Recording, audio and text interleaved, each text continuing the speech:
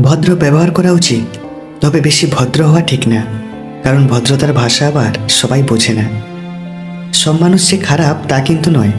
কেউ ইচ্ছা করে খারাপ হয়ে যায়, আর কাউকে পরিস্থিতি খারাপ বানিয়ে দেয়। বিয়ের পর তুমি যদি সুখী না হও, তাহলে তুমি তাড়াতাড়ি বুড়ো হয়ে যাবে, আর যদি সুখী হও তাহলে তোমার ভুঁড়ি হয়ে যাবে। স্ত্রীর এই দুটি কারণে স্বামী ভিখারি হয়।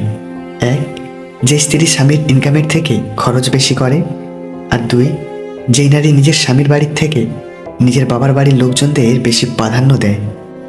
অমরাবতী রাজ্যের রাজা গোবর্ধন, তিনি তার রাজ্যে ঢেঁড়া পিটিয়ে দিয়ে বলেছেন যে রাজসভায় একজন রাজার পরামর্শদাতা নিয়োগ করা হবে। আগ্রহী ব্যক্তিরা যেন পরের দিন রাজসভায় উপস্থিত হয়। খুব মোটা অঙ্কের বেতনের কথাও জানানো হয়। মোটা অঙ্কের মাইনের কথা শুনে পরের দিন রাজ্যের অনেক জ্ঞানীগুণী ব্যক্তি রাজসভায় উপস্থিত হলেন। এত বিপুল পরিমাণ লোক রাজসভায় জমা হয়েছে যে রাজসভাতে আর জায়গা হয় না। রাজা বাধ্য হয়ে তার রাজগৃহের বাইরের ফাঁকা মাঠে সবাইকে একত্রিত হতে বললেন। সবাই সেখানে একত্রিত হলে রাজা ঘোষণা করেন রাজ পরামর্শদাতা নিয়োগ করা হবে, কিন্তু তার আগে একটি পরীক্ষায় পাশ করতে হবে। সবাই মাথা নাড়ল।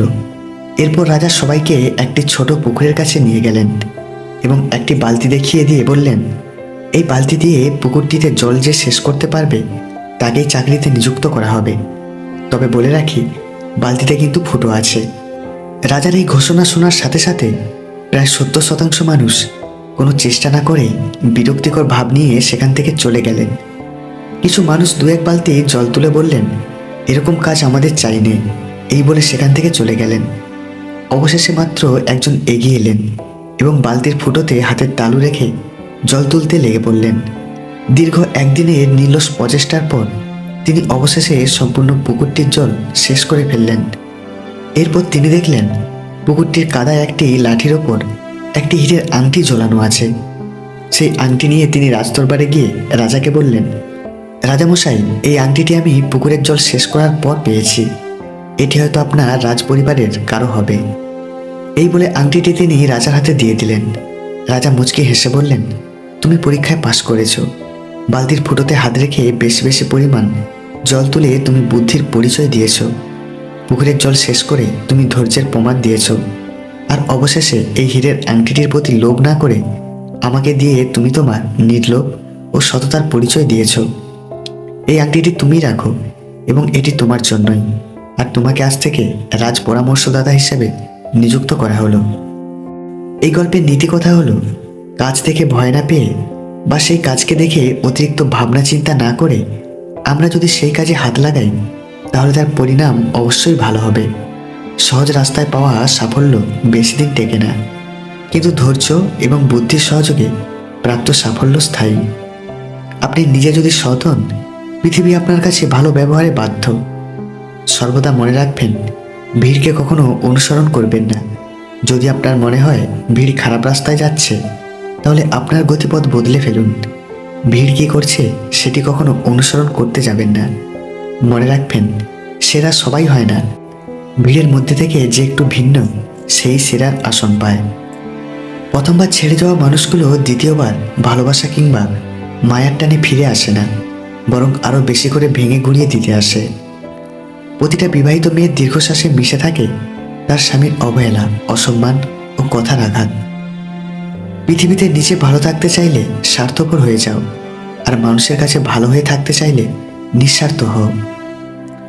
একটা সুখ মানুষকে বারবার হাসাতে পারে না, কিন্তু একটা দুঃখ মানুষকে আজীবন কাঁদাতে পারে। চাকরি আর টাকা দেখে মেয়ের বিয়ে দিবেন না। আগে ভাবেন ছেলেটা মানুষ কিনা, কারণ ভাত কাপড়ের জন্য মেয়ে মরে না, মরে অমানুষদের অত্যাচারে। মৃত্যু অনিবার্য জেনেও মানুষ যেমন পাপ করে, ঠিক তেমনই প্রেমে বিচ্ছেদ জেনেও মানুষ প্রেমে পড়ে। নিজের প্রতি ভরসা আর বিশ্বাস করতে শেখো। পথ যতই কঠিন হোক, রাস্তা তুমি নিজেই খুঁজে পেয়ে যাবে। রাগ করে শোয়া যেতে পারে, কিন্তু রাগ করে ঘুমানো চায় না। বিছানায় পড়ে ছটপট করার মতো শাস্তি আর নেই। দায়িত্ব ছাড়া যেমন পুরুষ হওয়া যায় না, ঠিক তেমনই ধৈর্য ছাড়াও নারী হওয়া কঠিন। এটাই সত্যি, আজকাল মিথ্যা কথার চেয়ে সত্যি কথা বললে সম্পর্ক বেশি নষ্ট হয়। লবণের মতো হও, তোমার উপস্থিতিতে কেউ না বুঝলেও তোমার অনুপস্থিতিতে তোমার মূল্য ঠিকই অনুভব করবে। যার কাছে টাকা আছে, আইন তার কাছে খোলা আকাশের মতো। যার কাছে টাকা নেই, আইন তার কাছে মাকড়সার জালের মতো। পৃথিবীতে সবচেয়ে বড় বেইমান হলো নিজের মন। নিজের হয়েও অন্যের জন্য কাঁদে। কষ্ট তখনই খুব বেশি হয় যখন আপন মানুষটা পরের মতো ব্যবহার করে। ক্ষমা তাকে করো যে ভুল করেছে, কিন্তু তাকে কখনো ক্ষমা করো না যে তোমার সাথে বেইমানি করেছে। সৎ পথে উপার্জন করো, অসৎ পথে নয়। সম্পত্তির ভাগীদার সবাই হয়, কিন্তু শাস্তির ভাগীদার কেউ নয়। একদিন এক ছাত্র কালাম স্যারকে জিজ্ঞাসা করেছিলেন, স্যার আপনি বিয়ে করেননি কেন?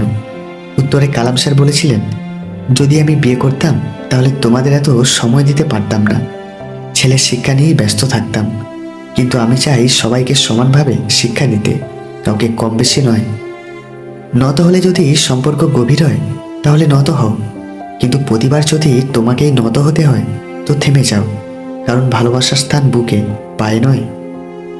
অন্যের স্ত্রী যদি আপনাকে দুটি জিনিস চায় তাহলে বুঝবেন আপনার সাথে সম্পর্ক করতে চায়।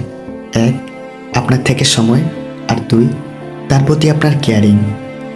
দানে কখনো ধন কমে না, ক্ষমায় কখনো ক্ষমতা কমে না, নম্রতায় কখনো মর্যাদা কমে না। মানুষ তখনই ঠকে যায় যখন সে নিজেকে শূন্য করে অন্যকে সবটা দিয়ে দেয়।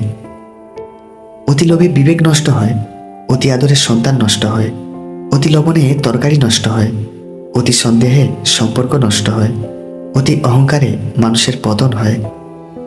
টাকা থাকলে মানুষ কেনা যায়, টাকা না থাকলে মানুষ চেনা যায়। কথায় আছে, নরম মাটি বিড়াল আঁচড়াতে ভালোবাসে। তাই আপনি যত নরম মনের মানুষ হবেন, ততই আপনি অন্যদের থেকে ক্ষতবিক্ষত হতে থাকবেন। রাগ আর ঝড় দুটোই একই রকম। থেমে যাওয়ার পর বোঝা যায় কতটা ক্ষতি হয়েছে। রাত জেগে কারোর অপেক্ষায় না থেকে ঘুমিয়ে পড়ো। আসলে বাস্তবের চেয়ে স্বপ্ন অনেক সুন্দর। সবসময় খুশিতে থাকা দরকার, কারণ চিন্তা করলে কালকের সমস্যার সমাধান হয়ে যাবে না, বরং আজকের শান্তিটা চলে যাবে। কিছু কথা বাকি রাখাই ভালো। সবটা বলে দিলে অবহেলাটা অনেক বেড়ে যায়। সত্যির মধ্যে শক্তি থাকলেও সত্যি বলার শক্তি সবার মধ্যে থাকে না। স্বার্থ পূরণ হলে সবাই চলে যায়, কেউ বলে যায় তো কেউ না বলে যায়। যুগটা এমনই, আপনি যত নরম হবেন লোকে আপনাকে তত গরম দেখাবে। পৃথিবীতে সবচেয়ে নরম জিনিস কি জানো? মানুষের মন, যাকে কোনো কঠিন বস্তু দিয়ে আঘাত করতে হয় না। দুঃখের পরশ পেলে এমনিতেই ভেঙে টুকরো হয়ে যায়। কেউ যদি আপনার জীবন থেকে চলে যেতে চায়, তাহলে সে সর্বপ্রথম আপনাকে নানা রকমভাবে এড়িয়ে চলা শুরু করবে। দিন শেষে বেইমান মানুষগুলোই ভালো থাকে, শুধু ভালো থাকতে পারে না মন থেকে চাওয়া মানুষগুলো। কিছু বছর পর যখন পিছন ফিরে তাকাবেন, তখন বুঝবেন যা হয়েছিল সব ভালোই হয়েছিল। মানুষ মায়া আর আবেগ ত্যাগ করতে পারে না বলেই ভালো থাকতে পারে না।